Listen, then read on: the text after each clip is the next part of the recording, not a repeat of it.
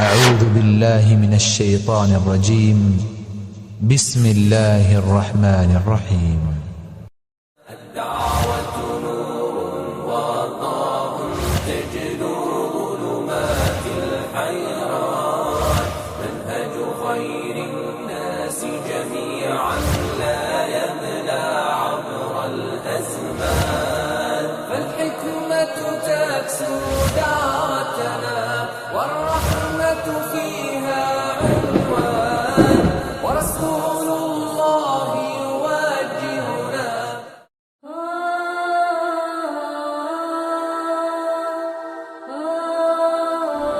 دو گناہگاروں کو ان کے گناہوں کا رزلٹ بدلہ اس جہاں میں ملے گا، ایک بغاوت کرنے والا گنہگار اور ایک قطع رحمی کرنے والا گنہگار۔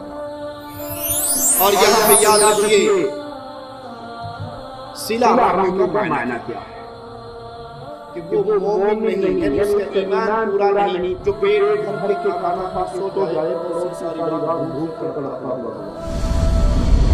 غم ہے وہ اپنی امت کا، حشر کا میدان ہوگا، غم ہوگا نبی کو اپنی امت کا، اس نبی کا ہمارے اوپر بہت بڑا حق ہے۔ اس لیے یہ رشتے ناطے اللہ نے بنائے، یہ باپ ہے، یہ ماں ہے، یہ چچا ہے، یہ خالہ ہے، یہ ماموں ہے، یہ پھوپھی ہے، یہ رشتہ اللہ نے بنایا۔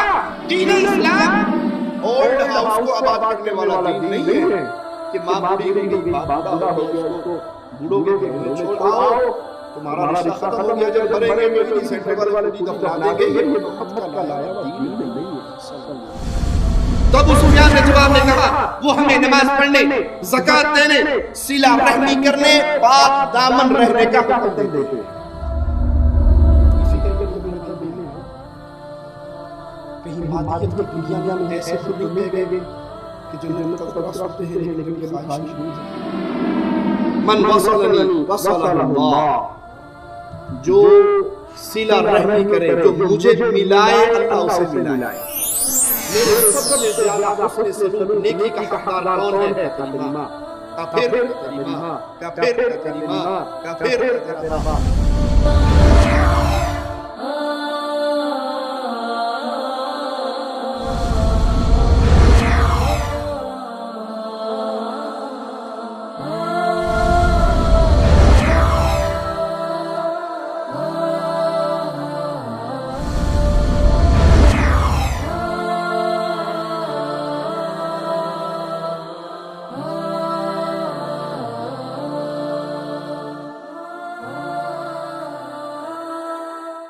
إن الحمد لله نحمده ونصلي على رسوله الكريم.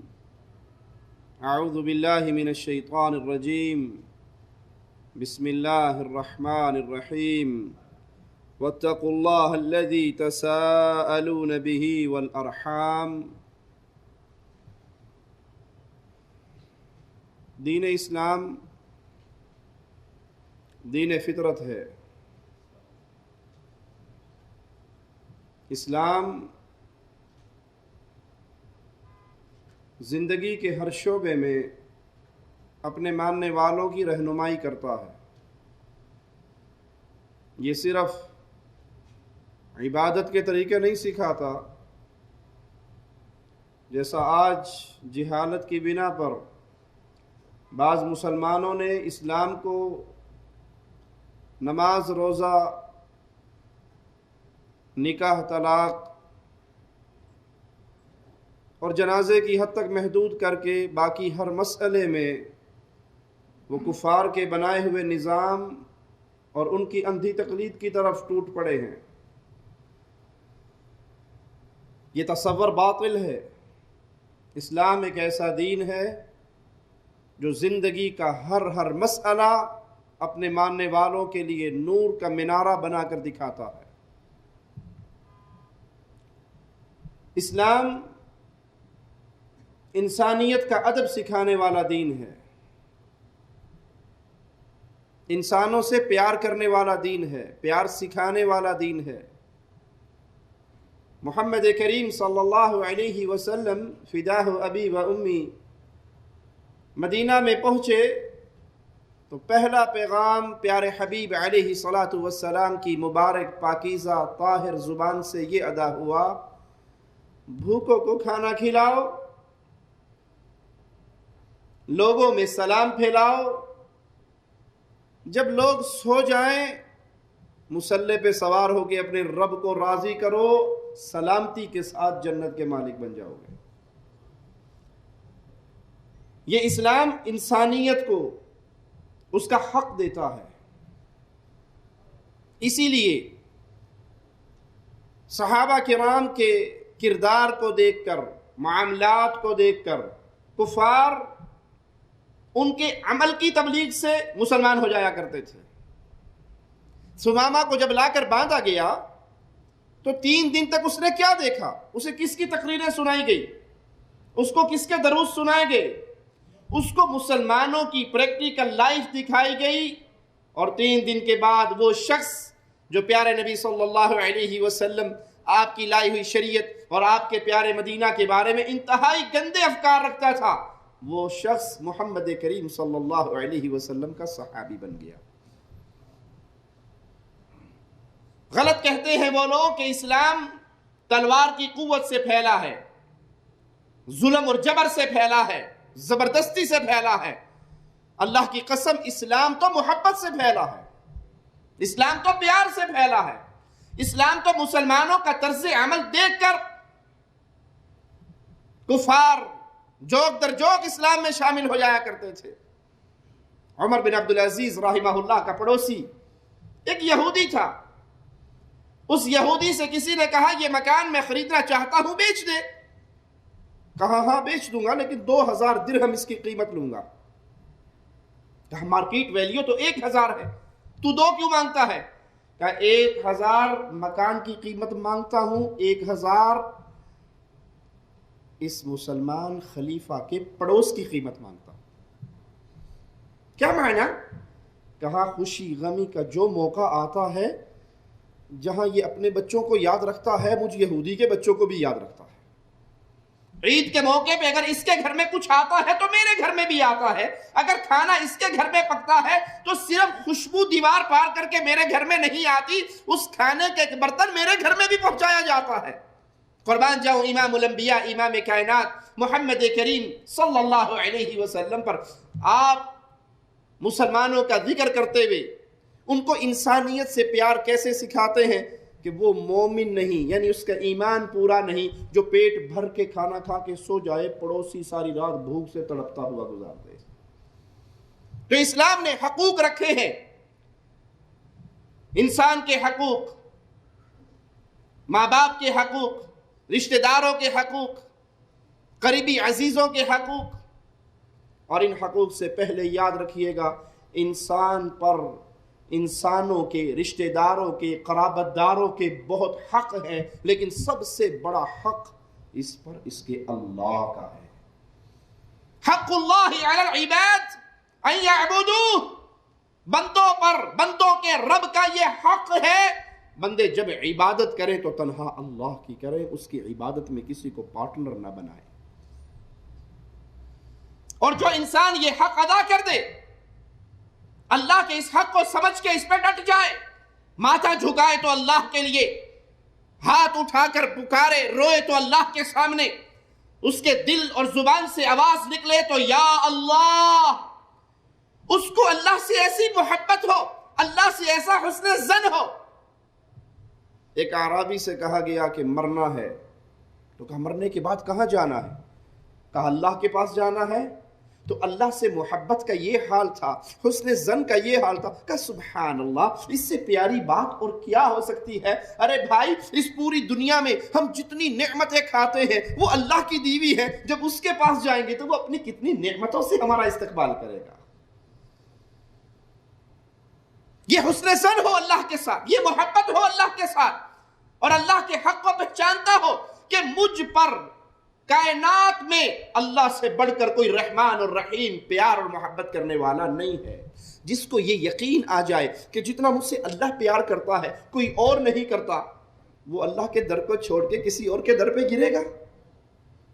آج غیروں کے در پہ خاک اس لیے چھانی جاتی ہے کہ اسے اللہ کی محبت نہیں بتائی گئی، اسے اللہ کا پیار نہیں بتایا گیا۔ پیارے حبیب ایک عورت کو دیکھتے ہیں صلی اللہ علیہ وسلم جس کا بچہ گما ہوا ہے، جب ملتا ہے تو چھاتی سے لگاتی ہے، دودھ پلاتی ہے، پیار کرتی ہے، چومتی ہے۔ آپ کہتے ہیں میرے صحابہ کیا یہ عورت اپنے اس معصوم بچے کو آگ کے حوالے کرے گی؟ کہا نہیں اللہ کی قسم یہ عورت ایسا نہیں کرے گی۔ کہا یہ عورت اپنے اس بچے پر، یہ ماں اپنے اس بیٹے پر اتنی مہربان نہیں جتنا اللہ اپنے بندوں پر مہربان ہے۔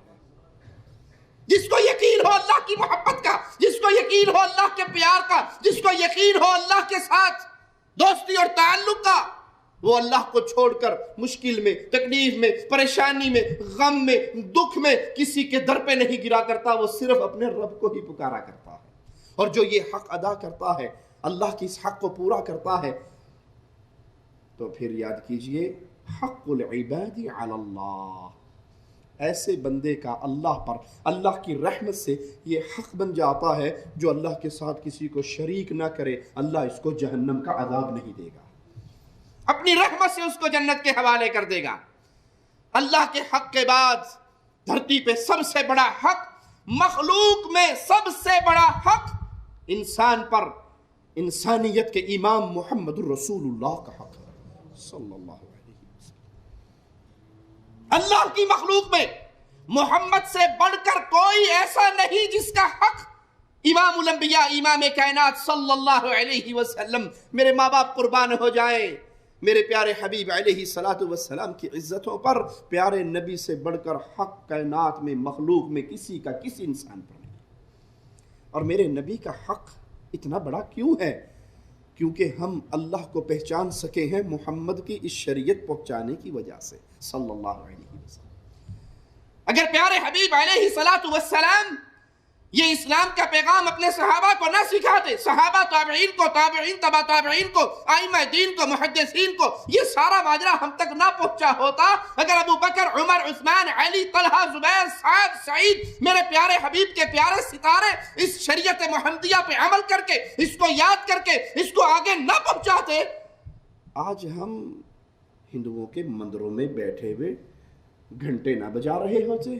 ہم مسلمان ہیں اس لیے کہ ہم پہ احسان کیا ہے اللہ نے محمد کو بھیج کر، اور محمد نے یہ شریعت سکھا کر صلی اللہ علیہ وسلم۔ پیارے نبی کا حق اتنا بڑا ہم پہ کیوں ہے؟ کیونکہ اپنی امت سے جتنا پیار میرے نبی کو تھا کسی اور کو ہو سکتا کسی انسان سے؟ صدیقہ کائنات، صدیق اکبر کی لخت جگر عائشہ رضی اللہ تعالی عنہا فرماتی ہے میں بستر کو ٹٹولتی، پیارے حبیب کو نہ پایا، میں باہر نکلی، کیا دیکھتی ہوں رسول کریم صلی اللہ علیہ وسلم قبرستان میں کھڑے ہیں اور اس امت کے افراد کے لیے اللہ سے رو کر معافی مانگ رہے ہیں۔ امت سو رہی ہے، ان کا نبی راتوں کو جا کر اپنے رب کو منا کر اللہم اغفر لی کے الفاظ کی بجائے امت کی معافی کا سوال کر رہے ہیں۔ میرے نبی تو معصوم عن الخطا ہیں۔ غم ہے تو اپنی امت کا، حشر کا میدان ہوگا، غم ہوگا نبی کو اپنی امت کا، اس نبی کا ہمارے اوپر بہت بڑا حق ہے۔ اس لیے کم از کم جب آپ کے پردہ سماعت سے لفظ ٹکرائے محمد تو زبان سے کہا کریں صلی اللہ علیہ وسلم۔ اور پھر اللہ نے رشتہ داروں کی حق رکھے ہیں۔ ہم اس دھرتی پہ آئے ہیں ماں باپ کے ملاپ کے ذریعے، انسان پیدا ہوا ہے تو ماں کا حق ہے، باپ کا حق ہے، اسے صلہ رحمی کہتے ہیں، یہ قرابت داروں کا حق ہے۔ آئیے مالک کا فرمان سنتے ہیں۔ مالک فرماتا ہے واتقوا اللہ، اللہ سے ڈرو، الذی تساءلون بہ والارحام، جس کے نام پر تم ایک دوسرے سے مانگتے ہو۔ ایک دوسرے سے مانگنا ہو تو کس کے نام مانگتے ہیں؟ اللہ کے نام پہ مانگتے ہیں۔ قسم اٹھاتے ہیں تو کس کے نام کی؟ کسی کو بھروسہ دیتے ہیں تو کس کے نام کا؟ کوئی ظلم کرے نہ دے تو اس کو ڈراتے ہوئے کیا کہتے ہیں؟ وہ ہے ساری عمر یہاں نہیں رہنا، ایک دن وہاں بھی جانا ہے۔ صحیح بخاری میں ایک بڑا عجیب قصہ آتا ہے، دو مسلمانوں کا، دو انسانوں کا، اپنے رب پر ایمان لانے والوں کا، ایک دریا کے اس کنارے، ایک دریا کے اس کنارے۔ اس کو حاجت ہوتی ہے ادھار مانگنے کے لیے، دریا پار جاتا ہے اور اس سے ادھار مانگتا ہے۔ وہ کہتا ہے میں تجھے ادھار تو دوں، کس کی شرط پہ، کس کی ضمانت پہ؟ کہا اس کی ضمانت پہ دے دے، میں اس کو درمیان میں ضامن بناتا ہوں۔ کہا تو نے بہت بڑی ہستی کو ضامن بنایا ہے، یہ لے جا۔ وقت طے ہوتا ہے، یہ ادھار لینے والا اب دینے کے لیے دریا کے کنارے پہ آتا ہے تو دریا میں طغیانی ہے، سیلاب کی کیفیت ہے، کوئی کشتی والا اس کو پار لے جانے کے لیے تیار نہیں، اور یہ رو کر اپنے رب سے کہتا ہے اللہ تیرے نام پہ لیا تھا۔ وہ کیا کہے گا کہ رب کے نام پہ بھی دھوکہ دے گیا، کیسے پہنچاؤں؟ ایک لکڑی کا ٹکڑا، ایک درخت کا ٹکڑا لیا اور کسی ذریعے سے اس کے اندر وہ پیسے ڈالے اور دریا میں اللہ کا نام لے کے چھوڑا، تیرے نام پہ لیا تھا، اس تک تو خود ہی پہنچا دے۔ وہ لینے والا بھی دریا کے کنارے پہ کھڑا، سارا دن گزر گیا اور وہ بھی دل میں کہہ رہا اللہ تیرے نام پہ دیا تھا، واپس نہیں آیا۔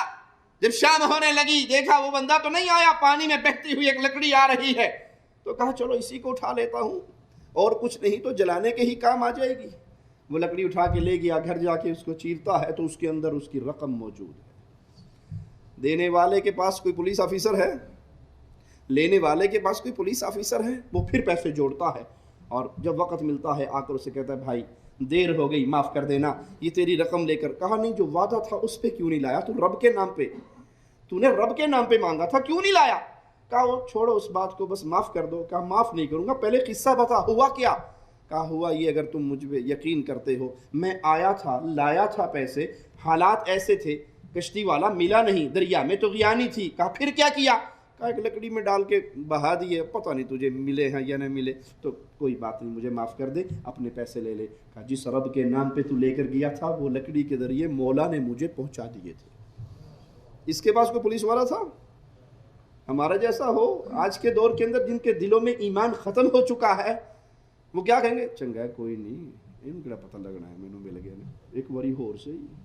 وہاں اللہ کی محبت، اللہ کا پیار، اللہ کا ڈر ایسا ہے، قرآن کہتا ہے تم اس کے نام پہ ایک دوسرے سے سوال کرتے ہو۔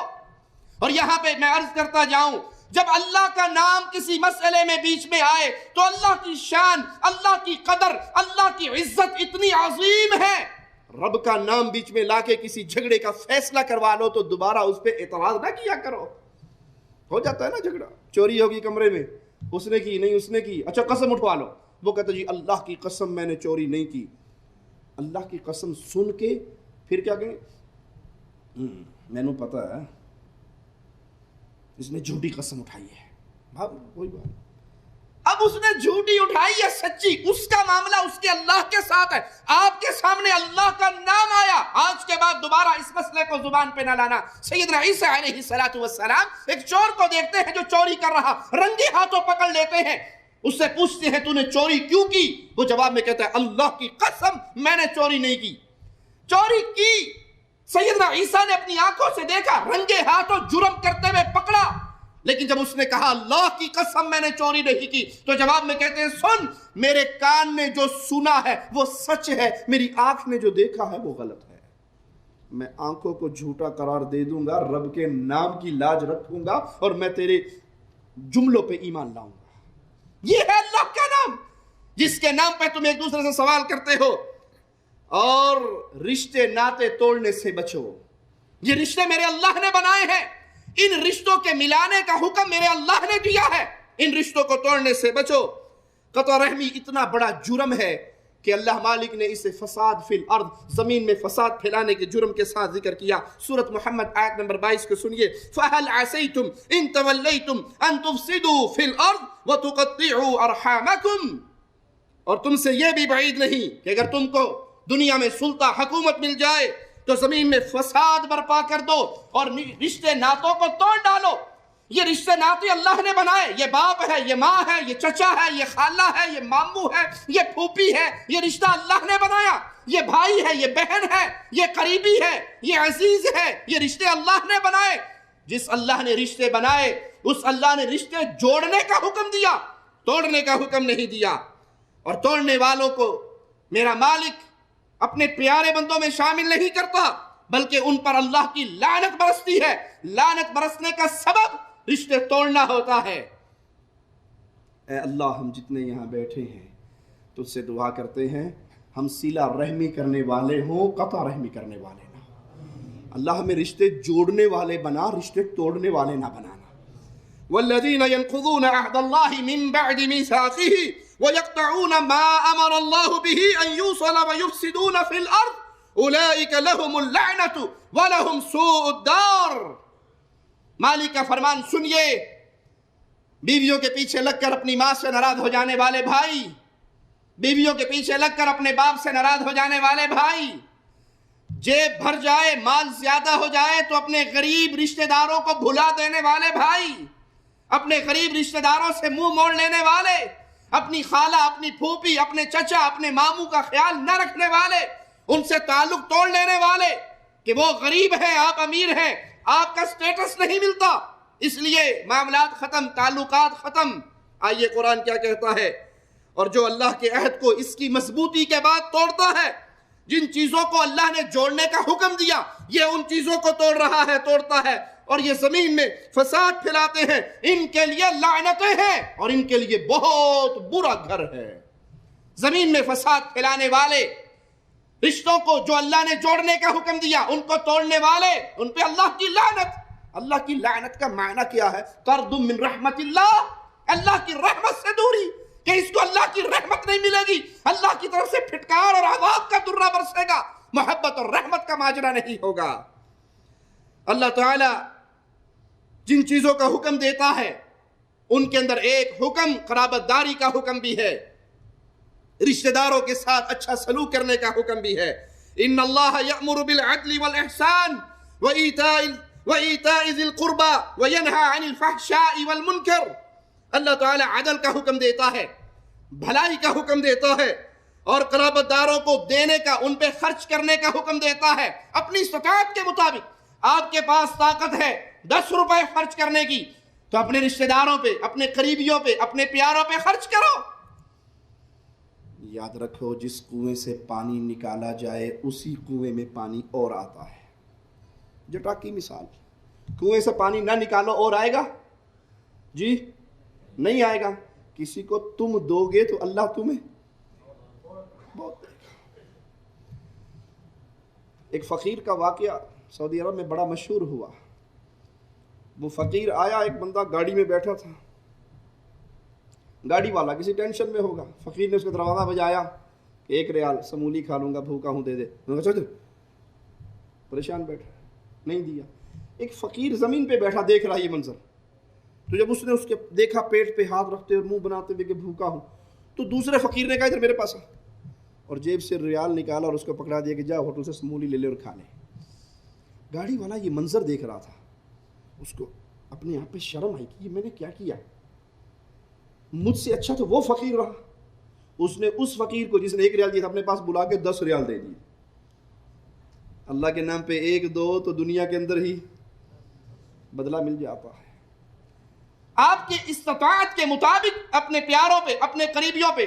میں یہاں پہ ایک جملہ کہوں، اللہ کی قسم دل کی دنیا سے یہ آواز آپ کو سنا رہا ہوں، کسی غریب فقیر کی دعا سے اللہ آپ کو وہ کچھ عطا فرمائے گا کہ ہو سکتا ہے ساری عمر بھی اپنی علم کی بنیاد پہ محنتیں کرتے رہو تو آپ کو وہ چیز نصیب نہ ہو۔ رسول اللہ صلی اللہ علیہ وسلم کا فرمان ہے، اللہ تمہیں رزق دیتا ہے، اللہ تمہیں رزق دیتا ہے تمہارے کمزوروں کی وجہ سے، تمہارے غریبوں کی وجہ سے، تمہارے کمزوروں کی وجہ سے اللہ تمہیں رزق دیتا ہے، ان کی دعاؤں کی وجہ سے، ان کی نمازوں کی وجہ سے۔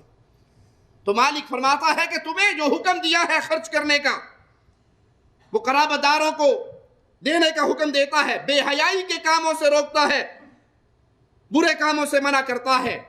صلہ رحمی وہ عظیم عمل ہے جس کے لیے رسول اللہ صلی اللہ علیہ وسلم نے اپنے صحابہ کو بارہا تلقین کی، اور یہ دین اسلام کی خصوصیات میں سے ہے، یہ دین اسلام کی بنیادی باتوں میں سے ہے۔ دین اسلام اولڈ ہاؤس کو آباد کرنے والا دین نہیں ہے کہ ماں بوڑھی ہو گئی، باپ بوڑھا ہو گیا، اس کو بوڑھوں کے گھروں میں چھوڑ آؤ، تمہارا رشتہ ختم ہو گیا، جب مریں گے تو ایڈی سینٹر والے خود ہی دفنا دیں گے۔ یہ محمد کا لایا ہوا دین نہیں ہے صلی اللہ علیہ وسلم۔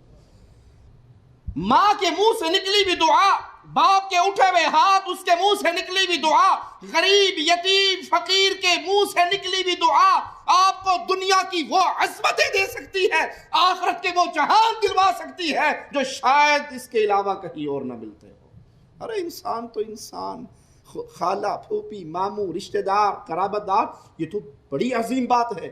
ایک فاحشہ عورت ایک کنویں کے پاس سے گزرتی ہے جہاں ایک کتے کا بچہ پیاس سے تڑپتا ہوا مر رہا ہے، تڑپ رہا ہے، پیاس لگی ہوئی ہے، اپنے دوپٹے سے جوتے کو باندھ کے اس کے سامنے پانی رکھ دیتی ہے، وہ پیتا ہے، دم ہلا کے اٹھ کے چلا جاتا ہے، اس کے لیے اعلان ہوتا ہے اس جانور کو ایک پانی کا گھونٹ تو نے پلایا، اللہ کو یہ ادا اتنی پسند آئی، تیری زندگی بھر کے سارے گناہ ہی معاف کر دیے۔ اور اپنے رشتہ داروں پہ، اپنے قریبیوں پہ، اپنے پیاروں پہ، اپنے غریب ساتھیوں پہ اگر خرچ کرو گے، وہ کتے کے بچے کو پانی پلا کے جنت پا جائے، میں اپنے ماں باپ بہن بھائی ان پہ اوپر خرچ کر کے اللہ سے جنت نہیں لے سکتا؟ آئیے پیارے نبی صلی اللہ علیہ وسلم کی سیرت کے یہ پیارے پہلو سنیں، جس میں آپ قرابت داروں کا حق بیان کرتے ہیں اور خود آپ کی اپنی زندگی پکار کر کیا کہتی ہے۔ جب پیارے حبیب پر پہلی وحی آئی اور نبی صلی اللہ علیہ وسلم انتہائی پریشان ہو کے سیدہ خدیجہ رضی اللہ تعالی عنہا کے پاس آئے اور کہا مجھے کمبل اڑا دو، مجھے اپنی جان پہ مشکل اور خطرہ لگ رہا ہے، تو سیدہ کائنات جواب میں کیا کہتی ہیں ذرا غور سے سنیے گا۔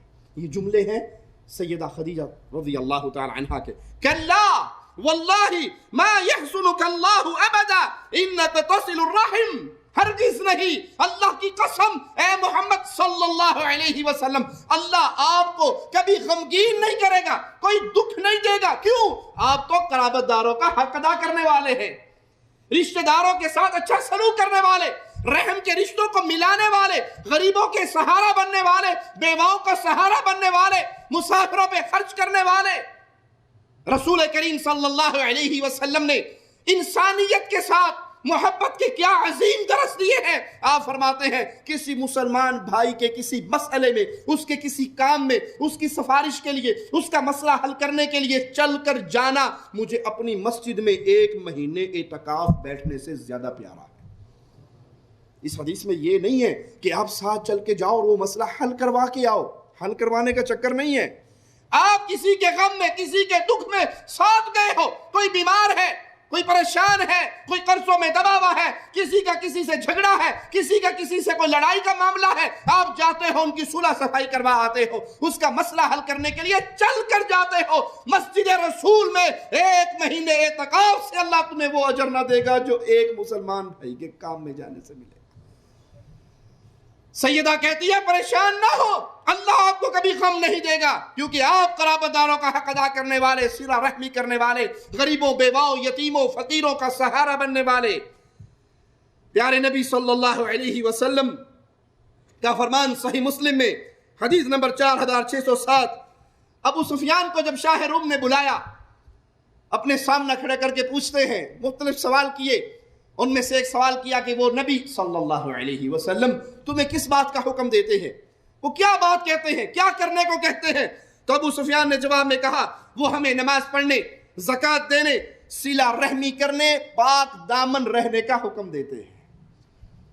صلہ رحمی کا ماجرا اسلام کی بنیاد میں ہے، یہ مکے کی زندگی ہے پیارے حبیب علیہ السلام کی، اور ابو سفیان گواہی دے رہا ہے بادشاہ کے سامنے۔ وہ نماز کا حکم دیتے ہیں، وہ زکوٰۃ کا حکم دیتے ہیں، وہ صلہ رحمی کا حکم دیتے ہیں، وہ رشتہ داروں کے حقوق ادا کرنے کا حکم دیتے ہیں، اور پاک دامن رہنے کا حکم دیتے ہیں۔ سیدنا عمر بن عبسہ رضی اللہ عنہ وارضاہ وہ فرماتے ہیں کہ میں نبی صلی اللہ علیہ وسلم کی خدمت میں آیا۔ یہ سیدنا عمر ابتدائی مسلمان صحابہ میں سے، پیارے حبیب کے ابتدائی ساتھیوں میں سے، شروع میں اولین میں شامل اس گروہ کا حصہ۔ میں نے آ کر رسول کریم صلی اللہ علیہ وسلم سے پوچھا آپ کیا ہے؟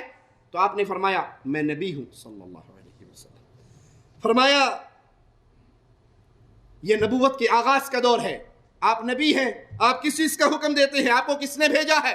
کہا مجھے اللہ نے بھیجا ہے، اور جو چیز دے کر اللہ نے مجھے بھیجا وہ سنیے۔ پیارے حبیب علیہ السلام کا فرمان، ارسلنی بصلۃ الارحام، اللہ نے مجھے قرابت داروں کا، رشتہ داروں کا حق ادا کرنے کا پیغام دے کر بھیجا ہے، صلہ رحمی کرنے کے لیے اس دنیا میں بھیجا ہے، میں صلہ رحمی کرنے کے لیے آیا۔ وکسر الاوثان، مجھے بتوں کو توڑنے کے لیے بھیجا ہے۔ وَإِن يُوَحَّدَ اللَّهُ لَا يُشْرَكُ بِهِ شَيْءٌ، اور مجھے یہ پیغام دے کر بھیجا ہے کہ اس دھرتی پہ اللہ کی توحید کا اعلان کروں، ایک اللہ کی عبادت ہو، اللہ کا پارٹنر، شریک، ساتھی، ساجی کسی کو نہ بنایا جائے۔ یہ اسلام کی خصوصیات، ابتدائی دور کی دعوت، ابتدائی دور کا پیغام۔ اللہ نے مجھے بھیجا قرابت داروں کا حق ادا کرنے کے لیے، باپ کا حق، ماں کا حق، بیوی کا حق، بچوں کا حق، چچا کا، خالہ کا، پھوپھی کا حق، یہ قرابت کے رشتے، یہ رشتہ داروں کے حقوق یہ ادا کرنے کے لیے بھیجا، اور مجھے بھیجا ہے بتوں کو توڑنے کے لیے۔ کیوں؟ بت کی پوجا ہوتی ہے اللہ کے علاوہ، اور دھرتی پہ رب کے علاوہ کوئی برحق معبود نہیں ہے۔ یہ سجدوں کا حق اللہ رکھتا ہے کہ اس کے لیے سجدے ہو، اس کو سجدے کیے جائیں۔ جب بت کو سجدے ہوں گے تو آپ نے بت کو اللہ کا پارٹنر بنا دیا سجدوں میں۔ یہ رکوع اللہ کا حق ہے، آپ بت کے سامنے رکوع کرو گے تو آپ نے اس بت کو اللہ کا شریک بنا دیا رکوع کرنے میں۔ اللہ کا حکم تھا وَارْكَعُوا مَعَ الرَّاكِعِينَ، اللہ کے لیے رکوع کرنے والوں کے ساتھ رکوع کرو۔ وَاسْجُدْ وَاقْتَرِبْ، اللہ کے لیے سجدہ کر، اللہ کے قریب ہو جا۔ پیارے حبیب نے فرمایا بندہ جب سجدے میں ہوتا ہے جتنا اللہ کے قریب سجدے میں ہوتا ہے کسی اور حالت میں نہیں ہوتا۔ آپ بت کے لیے ذبح کر رہے ہو، بکرے کی نیاز دے رہے ہو، آپ نے اس کو اللہ کا پارٹنر بنا دیا، کیونکہ حکم شریعت میں کیا ہے؟ فَصَلِّ لِرَبِّكَ وَانْحَرْ، نماز اللہ کے لیے پڑھ، قربانی اللہ کے لیے کر۔ یہ تو بت ہے جس کو توڑنے کا محمد کریم نے حکم دیا صلی اللہ علیہ وسلم۔ بت کو ہٹا کر آج کے دور میں کسی بزرگ کا مزار رکھ دیجئے۔ اور یہاں پہ یہ بات ببانگے دوہر کہتا جاؤں، آج بزرگوں کی قبروں پہ جو کچھ ہو رہا اس میں پیروں فقیروں بزرگوں کا قصور، جی بزرگوں کا قصور، اللہ کے سچے ولیوں کا کوئی قصور؟ کیوں؟ انہوں نے یہ کرنے کا حکم نہیں دیا۔ یہ تو بات کے لوگوں نے پیٹ کا دھندا بنا لیا، کاروبار بنا لیا، اس کے ذریعے آمدن شروع ہو گئی، اس کے ذریعے پیسے آنے شروع ہو گئے، اس کے ذریعے برائی اور بدکاری کے اڈے کھل گئے۔ اس میں کسی ولی کا قصور نہیں۔ جب ہم قبروں پہ ہونے والے شرک کا رد کرتے ہیں تو کوئی کسی کو دھوکہ نہ دے کہ ہم کسی ولی کی توہین کر رہے ہیں۔ اللہ کی قسم، جو کسی ولی کی ادنا سی گستاخی کرتا ہے اللہ اس کے ساتھ اعلان جنگ کر دیتا ہے۔ اس کی رب سے جنگ ہوتی ہے جو ولیوں کی توہین کرتا ہے۔ ولیوں کا احترام اپنی جگہ پہ، نبیوں کا احترام اپنی جگہ پہ، لیکن اللہ کی قسم اللہ کا حق اتنا بڑا ہے اس میں نہ کوئی نبی شریک ہے نہ کوئی ولی شریک ہے۔ اگر کسی کی قبر پہ سجدے ہو، قبر کا طواف ہو، قبر کے لیے ذبح ہو، قبر کے لیے نیاز ہو تو یہ بھی اللہ کا شریک ہو گیا۔ اور پیارے حبیب فرما رہے ہیں مجھے صلہ رحمی کرنے کا حکم دیا گیا، مجھے بتوں کو توڑنے کا حکم دیا گیا، اور یہ حکم دیا گیا کہ ایک اللہ کی وحدانیت کا پرچار ہو، ایک اللہ کی توحید کو مانا جائے۔ کیا معنی؟ اللہ خالق ہے، اللہ مالک ہے، اللہ رازق ہے، ٹھیک ہے، اللہ کے لیے سجدے، اللہ کے لیے رکوع، اللہ کے لیے طواف، اللہ کے لیے نظر، اللہ کے لیے نیاز، اللہ کے لیے قربانی، اللہ سے محبت، اللہ پر امیدیں، اللہ پر بھروسے، یہ تو ہوگی اللہ کی توحید کو ماننا۔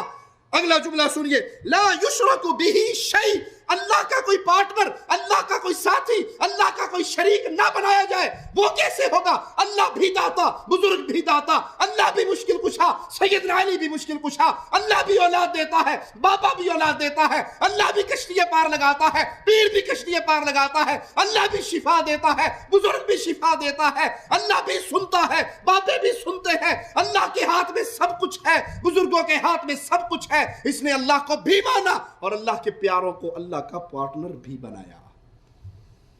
قربان جاؤں امام الانبیاء، امام کائنات محمد الرسول اللہ صلی اللہ علیہ وسلم ٹیک لگا کر بیٹھے تھے۔ ایک صحابی نے زبان سے کہا تھا ما شاء اللہ وشئت، جو اللہ چاہے اور جو آپ چاہیں وہی ہوتا ہے۔ مصطفیٰ نے ٹیک چھوڑ دیا علیہ الصلوۃ والسلام، کہا قل ما شاء اللہ وحدہ، یہ نہ کہ جو اللہ چاہے اور جو میں چاہوں، بلکہ یہ کہ جو تنہا اللہ چاہے وہ ہوتا ہے، اللہ نہ چاہے کائنات مل کے کچھ کرنا چاہے کر سکتی۔ میں آپ سے پوچھتا ہوں بڑی محبت سے، پیار سے، آپ کے دل کو رب کی ربوبیت و الوہیت کی طرف دعوت دیتے ہوئے، عام آدمی، میرے پیارے حبیب تو بڑی عظیم ہستی ہے، کائنات ساری مل جائے تو محمد کے قدموں کی خاک کے برابر نہیں ہو سکتی صلی اللہ علیہ وسلم۔ آپ میں سے کوئی چاہے گا کہ آپ کی زوجہ محترمہ پہ الزام لگے؟ جی۔ آپ میں سے کوئی چاہے گا آپ کی بیٹیوں کے نکاح کے بعد رخصتی سے پہلے طلاق ہو جائے؟ چاہیں گے آپ کہیں اپنے کسی کام کے لیے جائیں، آپ چاہیں گے کہ آپ کا پتھروں سے استقبال ہو؟ جس چچا سے آپ کو شدید محبت ہو، وہ چچا کلمہ پڑھے بغیر، مسلمان ہوئے بغیر مر جائے، آپ چاہیں گے؟ وہ چچا جو آپ کا رضائی بھائی بھی ہو، چچا بھی ہو، رضائی بھائی بھی ہو، بچپن کا ساتھی بھی ہو، آپ چاہو گے وہ چچا آپ کے سامنے شہید کر دیا جائے؟ نہیں چاہو گے؟ میں آپ سے پوچھ رہا ہوں۔ آئیے امام الانبیاء، امام کائنات محمد الرسول اللہ صلی اللہ علیہ وسلم کی پیاری سیرت کو دیکھتے ہیں۔ کیا میرے پیارے حبیب کی طیبہ، طاہرہ، پاکیزہ سیدہ کائنات عائشہ رضی اللہ تعالی عنہا پر تہمت نہیں لگی؟ جی لگی؟ اس تہمت کو میرے پیارے حبیب روک سکے؟ اللہ کے لیے اس دل کو کھولیے، اللہ کے لیے پیارے حبیب کی پیاری سیرت پہ آئیے۔ آپ کہتے ہیں جی جو ہمارے بزرگ چاہیں وہی ہوتا ہے، یہاں بزرگی ختم ہو جاتی ہے محمد کے قدموں پہ۔ سارے بزرگ مل جائیں تو مصطفیٰ کے پاؤں کی خاک نہ بنے۔ پیارے نبی کی زوجہ پہ تہمت لگی، پیارے نبی کے چچا حمزہ شہید ہوئے، پیارے نبی تبلیغ کرنے طائف گئے تھے، احد میں آپ کے دندان شہید ہوئے، آپ کے ماتھے کو پھاڑا گیا، آپ گڑھے میں گرے، آپ کے صحابہ 70 شہید کر دیے گئے، یہ سب کچھ ہوا، کیا نبی نے چاہا تھا؟ لیکن ہوتا وہ ہے جو عرش والا چاہتا ہے۔ جو اللہ نہ چاہے کوئی کر سکتا؟ جو اللہ نہ چاہے کوئی کر سکتا؟ جو اللہ کرنا چاہے کوئی روک سکتا؟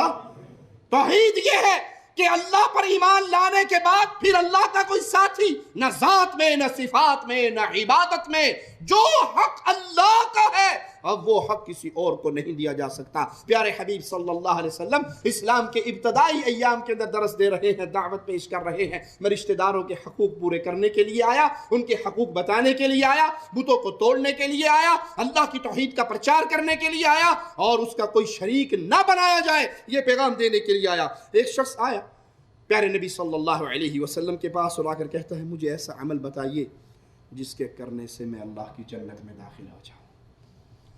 اللہ کے لیے یہ حدیث سننے سے پہلے غور کیجئے گا، اور اللہ سے دعا ہے اللہ سب سے پہلے کہنے والے کو غور کی توفیق عطا فرمائے۔ کیا کبھی میرے اور آپ کے دل میں یہ سوال پیدا ہوا؟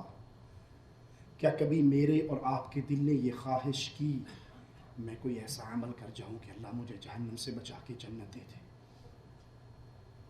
یہ فکر کبھی ہمارے دل میں آئی؟ کہیں مادیت کی دنیا میں ہم ایسے تو نہیں بہ گئے کہ جنت کا تذکرہ سنتے ہیں لیکن کبھی خواہش نہیں ہوتی، جہنم کا تذکرہ سنتے ہیں کبھی اس کا خوف طاری نہیں ہوتا؟ یہ سیدنا عثمان رضی اللہ عنہ وارضاہ ہیں جس کو ایک مجلس میں، ایک نشست میں میرے پیارے حبیب نے 7-8 مرتبہ جنت کی خوشخبری سنائی تھی۔ اور پیارے نبی کی وفات کے بعد انہی سیدنا عثمان کا حال کیا ہے؟ پریشان بیٹھے ہیں۔ ابو بکر صدیق پوچھتے ہیں کیا پریشانی ہے؟ کہا پریشانی یہ ہے پیارے نبی فوت ہو گئے صلی اللہ علیہ وسلم، دل میں ایک خیال پیدا ہوا، اب ڈرتا ہوں کہ اس خیال کا جواب مجھے دے گا کون؟ نبی تو فوت ہو گئے، انہی سے پوچھنا تھا صلی اللہ علیہ وسلم۔ ابو بکر صدیق نے کہا رضی اللہ عنہ وارضاہ وہ سوال کیا ہے؟ کہا سوال یہ ہے جس دن قیامت کا دن برپا ہوگا، میرا اللہ بڑا غضبناک ہوگا، اس دن نجات کیسے ہوگی، جنت کیسے ملے گی؟ یہ سوچ کس کے دل میں ہے؟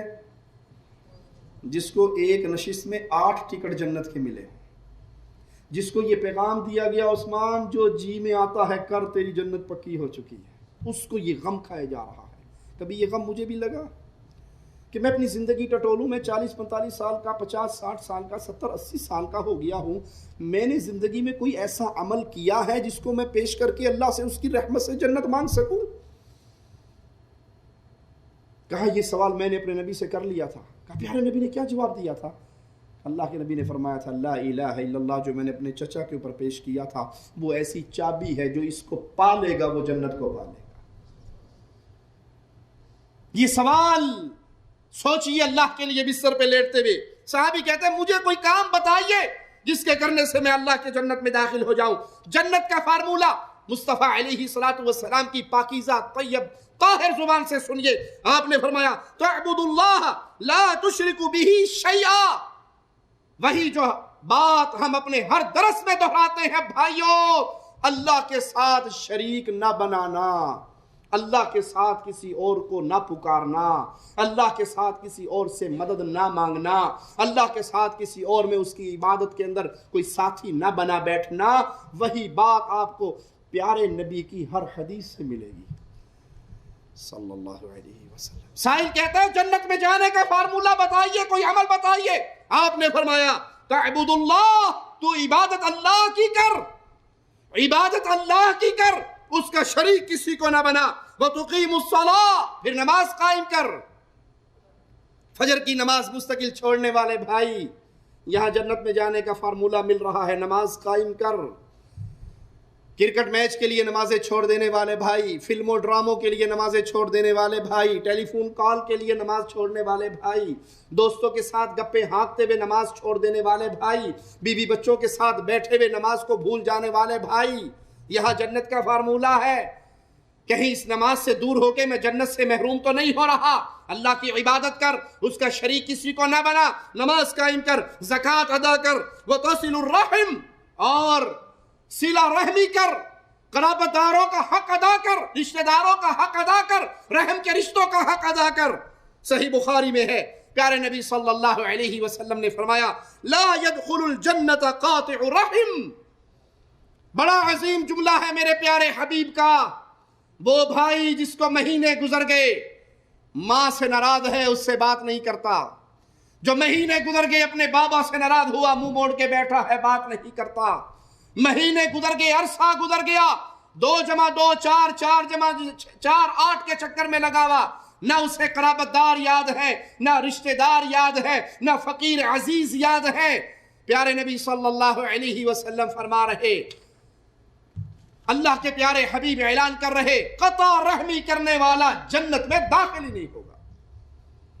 قطع رحمی کرنے والا، چھٹی جانے پر اپنے رشتہ داروں کو نہ ملنے والوں، کبھی ان کو فون کر کے حال نہ پوچھنے والوں، اپنی استطاعت کے مطابق ان کے ساتھ حسن سلوک نہ کرنے والوں، یہاں پیارے نبی ڈرا رہے ہیں جو قطع رحمی کرتا ہے وہ جنت کے اندر داخل نہیں ہوگا۔ صلہ رحمی کا سب سے بڑے حقدار ماں باپ، بہن بھائی، رشتہ دار، قریبی عزیز، ان کو نہ بھولیے، ان کے ساتھ اچھا سلوک کیجئے۔ بخاری و مسلم میں ہے کہ صلہ رحمی عرش کے ساتھ لٹکی ہوئی ہے۔ دعا سنیے گا، بڑی عظیم دعا ہے، مبارک ہے اس کو جس کے ساتھ رحم عرش کے ساتھ لٹک کے دعا کر رہا ہے، بد نصیب ہے جس کے لیے بد دعائیں عرش کے ساتھ لٹکی ہوئی رحم کی طرف سے آواز آ رہی ہے۔ وہ کیا ہے؟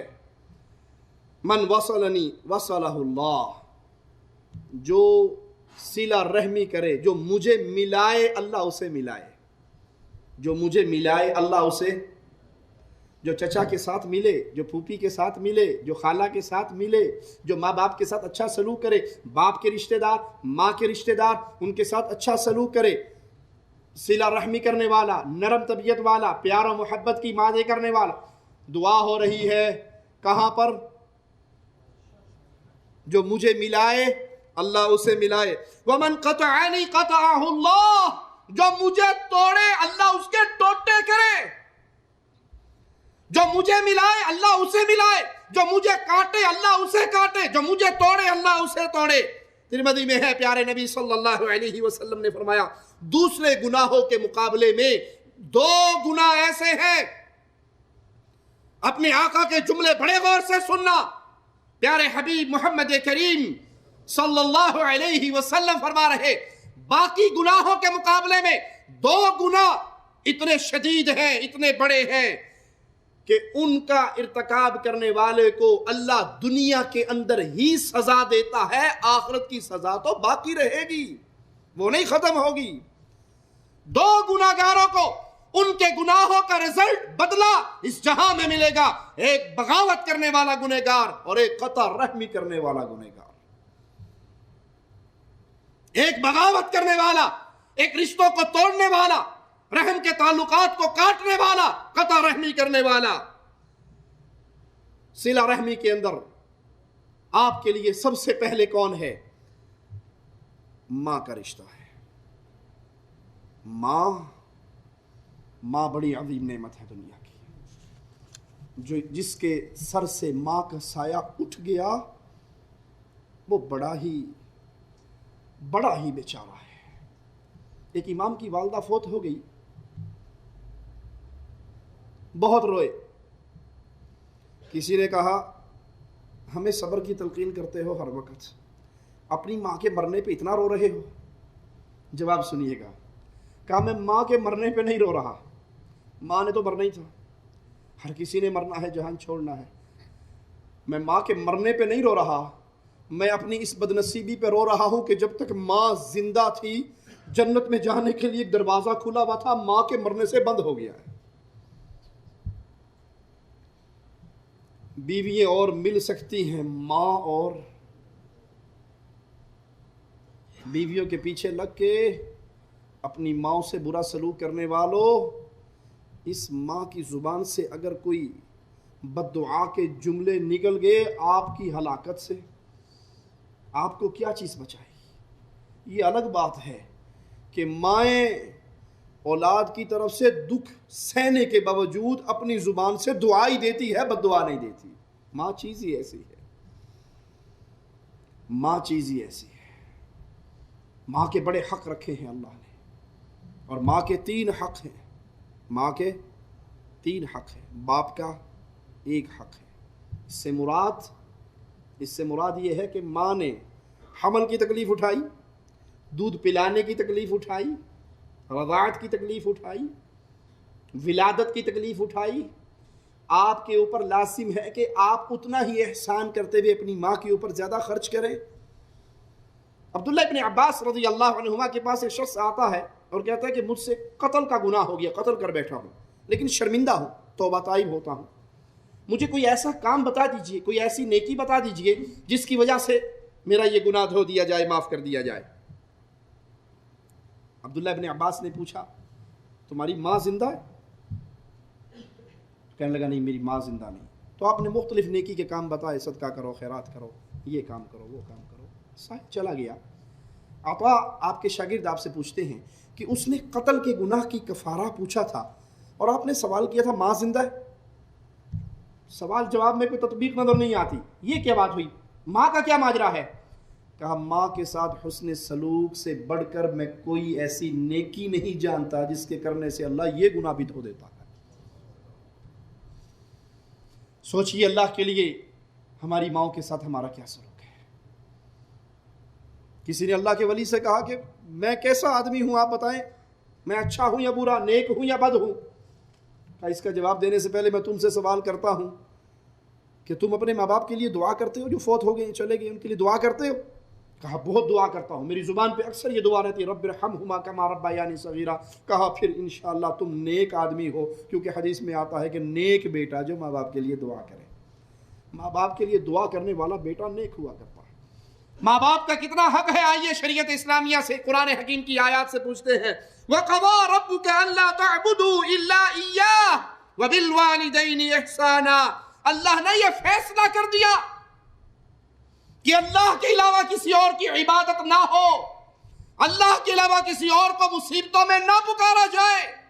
آپ کی کشتی بھور میں پھنسی ہو، اللہ کے علاوہ کسی اور کو نہ پکارے۔ آپ ریگستان میں پھنس گئے، طوفان میں پھنس گئے، سیلاب میں پھنس گئے، اب ایک اللہ کی ہستی ہے جو آپ کو اس مصیبت سے نکال سکتی، اللہ کے علاوہ کوئی اور۔ ایک گاؤں کا واقعہ جس کا میں خود گواہ ہوں، دریائے راوی کے اندر سیلاب آیا اور قریب تھا کہ اس کا بند ٹوٹ جائے اور وہ پورا شہر غرق ہو جائے۔ اللہ کی قسم میں نے اپنے کانوں سے اس شہر کے اندر جو بابا جی کا مزار پوجا جاتا ہے اس کے لاؤڈ سپیکروں سے آواز سنی کہ ابھی بھی وقت ہے کہ سائیں بابا کے پاس آ کے اس کو منا لو، بابا تمہارے آئے ہوئے سیلاب کو ٹال دے گا۔ وَقَضَىٰ رَبُّكَ، تیرے رب کے فیصلے ہیں کہ اللہ کی عبادت میں کسی اور کو شریک نہ کیا جائے، پوجا صرف اللہ کی ہو، مصیبت میں صرف اللہ کو پکارو، خوشی میں صرف اللہ کو پکارو، قربانی صرف اللہ کے نام کی دو، نظر صرف اللہ کے نام کی دو، نیاز صرف اللہ کے نام کی دو، ذبح صرف اللہ کے نام پہ ہو، سجدے اللہ کے لیے ہو۔ عبادت کا کوئی مسئلہ دھرتی میں کسی اور کے لیے نہیں ہو سکتا۔ اللہ نے اپنے حق کے بعد دوسرے نمبر پہ جو حق بیان کیا وَبِالْوَالِدَيْنِ إِحْسَانًا، اللہ کا حق ادا کرنے والے نہ بھولنا کہ تجھ پہ تیرے ماں باپ کے ساتھ احسان کرنا اللہ کا فیصلہ ہے۔ عبداللہ ابن عباس رضی اللہ عنہما سے سوال ہوا ماں باپ کے ساتھ احسان کیا معنی اس کا، سمجھا دیجئے، وضاحت کر دیجئے۔ کہا یہ کوئی چھوٹا سوال نہیں ہے جو ایک دو جملوں میں تجھے سمجھا دوں، یہ بڑا لمبا جواب چاہیے، اس کے لیے نشستیں چاہیے۔ کہا اچھا احسان کے مخالف الٹ جو لفظ ہے وہ عقوق کا ہے، نافرمان کا ہے، مجھے وہ سمجھا دیجئے، اس کو سمجھ کے میں سمجھ لوں گا احسان کا کیا معنی ہے، نافرمان کا کون ہوتا ہے۔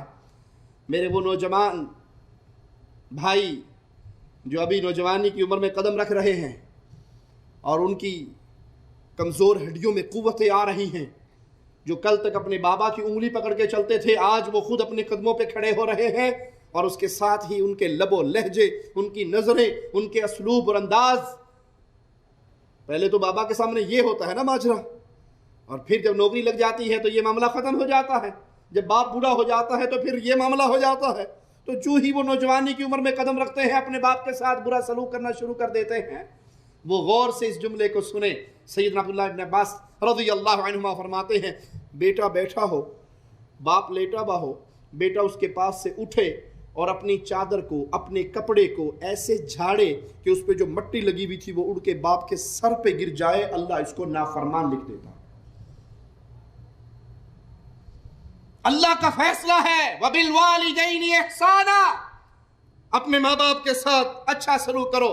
قرآن حکیم کی ایک اور آیت کو سنتے ہیں وَوَصَّيْنَا الْإِنسَانَ بِوَالِدَيْهِ حُسْنًا، ہم نے انسان کو وصیت کی ہے کہ اپنے ماں باپ کے ساتھ اچھا سلوک کرے، نیکی کرے۔ نیکی کا معنی یہ نہیں ہے کہ اس کے سامنے زبان چلائے، ابو جی آپ کو کیا پتا 24 گھنٹے بولتے رہتے ہیں، چپ کر کے نہیں بیٹھ سکتے۔ ایسا کرنے والا بیٹا اللہ سے جنت کی امید رکھے گا۔ باپ راضی ہے تو اللہ راضی، باپ ناراض ہے تو اللہ ناراض، ماں راضی ہے تو اللہ راضی، ماں ناراض ہے تو اللہ ناراض، سوائے یہ کہ ماں باپ کی ناراضگی اسلام کے کسی مسئلے پہ نہ ہو، وہ آپ کو اسلام کے خلاف چلنے کا حکم نہ دے۔ ماں باپ کی ایسی بات نہیں مانی جائے گی جو اسلام کے خلاف ہو۔ دنیا کے امور میں ماں باپ کو راضی کرنا ضروری ہے۔ سورۃ لقمان آیت نمبر 14 کو سنیے وَوَصَّيْنَا الْإِنسَانَ بِوَالِدَيْهِ حَمَلَتْهُ أُمُّهُ وَهْنًا عَلَى وَهْنٍ وَفِصَالُهُ فِي عَامَيْنِ أَنِ اشْكُرْ لِي وَلِوَالِدَيْكَ إِلَيَّ الْمَصِيرُ۔ انسان کو وصیت ہو رہی، غور سے سنیے اس وصیت کو۔ ہم نے انسان کو اس کے ماں باپ کے متعلق نصیحت کی، اس کی ماں نے دکھ پہ دکھ اٹھایا، حمل کا دکھ، ولادت کا دکھ، رضاعت کا دکھ، دکھ پہ دکھ اٹھایا، 2 سال تک آپ کو دودھ پلایا۔ نصیحت کیا ہے، وصیتیں کیا ہے، آپ کو سبق کیا یاد کرایا جا رہا ہے؟ اللہ کا شکر ادا کر، اپنے ماں باپ کا شکر ادا کر۔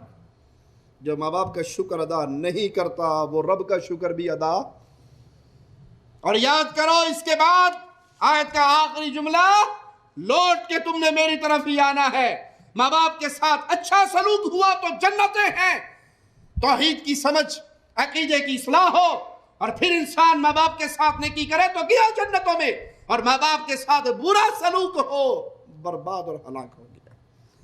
صحیح مسلم میں سیدنا عبداللہ ابن مسعود رضی اللہ عنہ وارضاہ سے روایت ہے، ایک شخص نے عرض کی اے اللہ کے نبی صلی اللہ علیہ وسلم، میرے سب سے زیادہ حسن سلوک نیکی کا حقدار کون ہے؟ کہا تیری ماں، کہا پھر، کہا تیری ماں، کہا پھر، کہا تیری ماں، کہا پھر، کہا تیرا باپ۔ سب سے زیادہ نیکی کا حقدار ماں 3 مرتبہ، اور 4تھی مرتبہ باپ ہے۔ یہاں ایک غلط فہمی بعض گھروں میں پیدا ہو جاتی ہے، اس کی طرف بھی اشارہ کر دوں۔ اللہ مسلمانوں کے گھروں کو امن چین سکون والا بنائے، اولاد کو ماں باپ کا پیار دکھائے۔ ماں باپ کے اختلاف میں اولادیں برباد ہو جایا کرتی ہیں۔ اللہ نہ کرے کوئی گھر ایسا ہو جس گھر میں ماں باپ کی آپس میں پیار محبت کی فضا نہیں ہے، لڑائی جھگڑے کی فضا ہے۔ مائیں پارٹی بازی کر لیتی ہیں، اپنے بچوں کو اپنے ساتھ ملا کے باپ کے خلاف گروپ بنا لیتی ہیں، اور پھر حکم دیتی ہیں باپ کی اطاعت نہیں کرنی، باپ کا یہ مسئلہ نہیں ماننا، باپ کا یہ مسئلہ نہیں ماننا۔ ایک بھائی نے مجھ سے سوال کر کے اپنا واقعہ شیئر کیا، کہا میں ایک سفر پہ تھا، میرا بیٹا میرے ساتھ تھا، راستے میں میرا ایک مکان یا میرا ایک پلاٹ تھا، تو میں نے بیٹے سے کہا بیٹا آپ جا تو رہے ہیں، 5 منٹ کی ڈرائیو پہ میرا وہ گھر ہے، وہ پلاٹ ہے، اس پہ نظر مارتے ہوئے چلتے ہیں، اور یہ گھر ایسا ہے جہاں ماں باپ کا آپس میں اختلاف ہے۔ تو بیٹے نے کہا امی نے حکم دیا ہے ابو کی یہ بات نہیں ماننی، میں آپ کو وہاں نہیں لے جا سکتا۔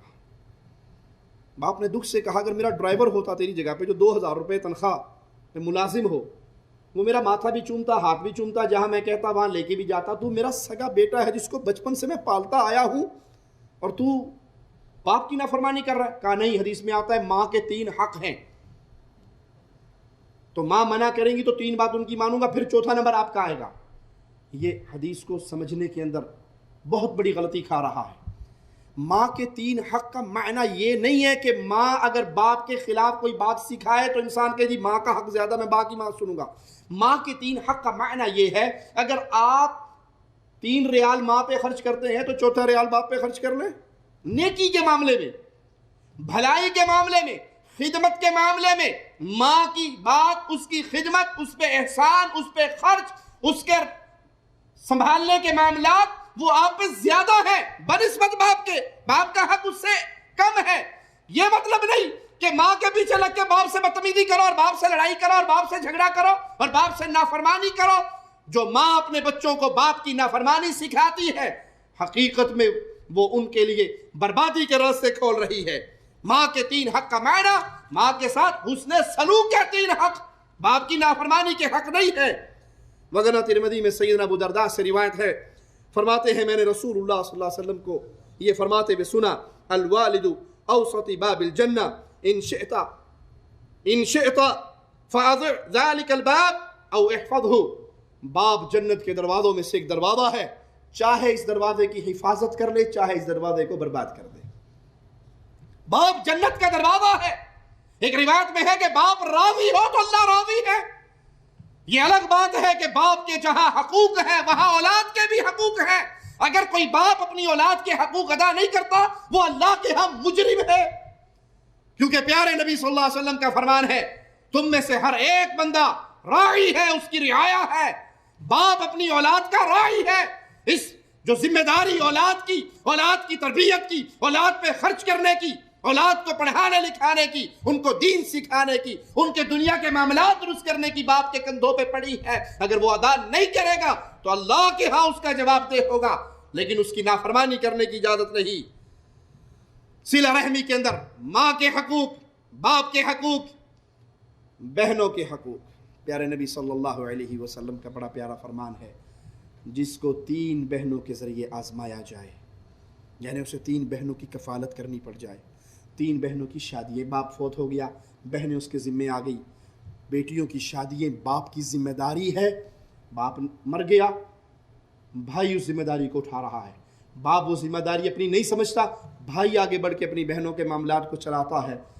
حدیث میں آتا ہے قیامت کا دن ہوگا، یہ 3 بہنیں جہنم اور اس بندے کے درمیان میں پردہ بن جائیں گی۔ اور ہمارے ہاں برے معاشرے کی صورت کیا بن گئی ہے، بیوی آتے سب سے پہلے خامن کو پٹی پڑاتی، تیری بہن نے کر، تیری بہن نے کر، تیری بہن۔ وہ گھر سے نکلے تو بہن نے یہ کر دیا، بہن نے یہ کر دیا، بہن نے یہ کر دیا، وہ گھر میں آئے تو بہن نے یہ کر دیا، بہن۔ وہ بھائی وہ بہن جو ایک چھاتی سے دودھ پینے والے تھے، جو ایک پلیٹ میں روٹی کھانے والے تھے، جو ایک دوسرے کی پیار اور محبت کی عظیم داستانیں رکھنے والے تھے، بیوی چابی بھرتی بھرتی بھرتی وہاں تک لے جاتی ہے کہ بھائی بہن کا منہ دیکھنے کے لیے راضی نہیں، بہن بھائی کا منہ دیکھنے کے لیے راضی۔ یہ بیوییں اللہ کے ہاں ان کو تو جو ملے گا سو ملے گا، لیکن وہ بھائی اور وہ بہنیں نہ بھولیں کہ تمہارے محبت کے بڑے عظیم اور مضبوط قلعے ہیں۔ حجاج ابن یوسف کا بڑا عجیب قصہ آتا ہے، اس نے ایک عورت کا بھائی، خامند، بیٹا، 3 بندے گرفتار کر لیے، عورت کو ہی بلا لیا اور کہا میں 2 کو ماروں گا، 1 کو چھوڑوں گا، جس کو تو کہے گی اس کو چھوڑ دوں گا۔ کیا خیال ہے؟ بندہ چھڑائے گی نا عورت؟ جی بھائی چھڑائے گی؟ تم سب بیویوں سے لڑکے آئے ہو، تمہیں کوئی نہیں چھڑائے گی؟ تو اس نے فیصلہ دیا حجاج کو میرے خامند کو قتل کر دے، کوئی بات نہیں، مر جائے گا، عدت گزاروں گی اللہ اور خامی دے دے گا. میرے بیٹے کو بھی قتل کر دے. کیوں؟ جب اللہ خامد اور دے گا تو اولاد بھی اور دے دے گا. میرے بھائی کو نہ مارنا, میرے ماں باپ مر گئے ہیں, میرے بھائی دوبارہ پیدا نہیں ہو سکتے. یہ ہے بھائیوں کی محبت, بہنوں کی محبت. بہنوں کا حق, شادی کے بعد بھی بہنوں کا حق, خوشی کے موقع پر ان کے سروں پہ ہاتھ رکھنا, ان پہ خرچ کرنا, یہ قرابت داری ہے, یہ صلہ رحمی ہے. آپ اپنی بہنوں کو نہ بھولیے, اپنے قریبیوں کو نہ بھولیے. خالہ ماں کی جگہ پہ ہے, چچا باپ کی جگہ پہ ہے. اپنے چچا کو نہ بھولیے, اپنی خالہ کو نہ بھولیے, اپنی پھوپھی کو نہ بھولیے, اپنے ماں باپ کے رشتہ داروں کو نہ بھولیے, ان کے ساتھ تعلق والوں کو نہ بھولیے. اور یہاں پہ یاد رکھیے صلہ رحمی کا معنی کیا ہے. آپ کسی کے ساتھ اچھا سلوک کریں اور جواب میں وہ آپ کے ساتھ اچھا سلوک کرے, یہ صلہ رحمی ہے, یہ عدلے کا بدلہ ہے. پنجابی میں کہتے ہیں جی نو جی, کوئی جی کرے گا تو اسی بھی جی کرا گے, ہاؤ کر کے پے گا تو اسی بھی ہاؤ کر کے پائیں گے. جی کو جی ہے نا. صلہ رحمی کیا ہے؟ ایک صحابی نے آ کے یہ سوال کیا کہ اللہ کے نبی صلی اللہ علیہ وسلم, میرے رشتہ دار میرے ساتھ برا سلوک کرتے ہیں, میں کیا کروں؟ آپ نے فرمایا وہ تیرے ساتھ قطع رحمی کرتے ہیں, تعلق کو توڑتے ہیں, تو تعلق کو جوڑ, وہ توڑے تو جوڑے, یہ جنت کما رہے ہو. صلہ رحمی یہ نہیں کہ وہ آپ کے لیے عید پہ 200 روپے کا سوٹ لایا تو آپ نے اس کے بچے کو 250 روپے دے دیے, اور اگر وہ 100 روپے کا سوٹ بھی نہیں لایا تو آپ نے بھی ٹھوٹ نہیں دیا اسے کہ تو کہنا کوئی من دیتا ہے میں تمہیں دے گا, تم ہمارے گھر آ کر کیا لے کر آئے ہو جو جاتے ہوئے میں بھی تمہیں کچھ دوں. صلہ رحمی یہ ہے کہ وہ برا سلوک کرے تم اچھا سلوک کرو, وہ توڑے تم جوڑو. جو یہ کرتا ہے وہ اللہ کی جنت کو پا رہا ہے, اور جو صرف جو اس کے ساتھ اچھے سلوک سے پیش آئے وہ اس کے ساتھ اچھے سلوک سے پیش آئے, یہ صلہ رحمی نہیں ہے. صحیح بخاری حدیث نمبر 5991 سنیے. صلہ رحمی کرنے والا وہ نہیں جو احسان کا بدلہ احسان سے ادا کرے, بلکہ صلہ رحمی کرنے والا وہ ہے جب اس سے قطع رحمی کی جائے تو وہ اس کے ساتھ صلہ رحمی کرے, اس کے ساتھ قطع رحمی ہو, اس کے ساتھ تعلقات کو توڑا جائے, وہ جوڑے. آپ کو آپ کے کزن فون کر کے نہیں پوچھتے, آپ فون کر کے پوچھ لیں. وہ آپ کا حال نہیں پوچھتے, آپ اس کا حال پوچھ لیں. اگر ماں باپ اپنے بہن بھائیوں سے ناراض ہوئے ہیں تو چھوٹوں کا حق نہیں بنتا وہ چچا سے بدتمیزی کریں, وہ پھوپھا سے بدتمیزی کریں, وہ ماموں سے بدتمیزی کریں, وہ کسی اور رشتہ دار سے بدتمیزی کریں. اگر بڑوں میں اختلاف ہو بھی جائے تو چھوٹوں کا حق نہیں بنتا کہ وہ بڑوں کے اوپر اپنی زبان درازی کرے اور لڑائی جھگڑا کرے. اللہ سے دعا ہے اللہ ہمیں پیارے نبی کی پیاری احادیث پہ عمل کرنے کی توفیق عطا فرمائے. اللہ نے چاہا تو انشاءاللہ یہ صلہ رحمی کے موضوع کو اگلے درس میں پورا کریں گے. اللہ ہمارے گناہوں کو معاف فرمائے, زندہ رکھے, ایمان پہ رکھے, موت دے تو اس حال میں دے. اللہ ہم سے راضی ہو, ہم اپنے اللہ سے راضی ہوں. اقول قولی ھذا واستغفر اللہ لی ولکم ولسائر المسلمین فاستغفروه انه هو الغفور الرحیم. لا إله إلا الله محمد رسول الله عليه صلاة الله وآله والأحبة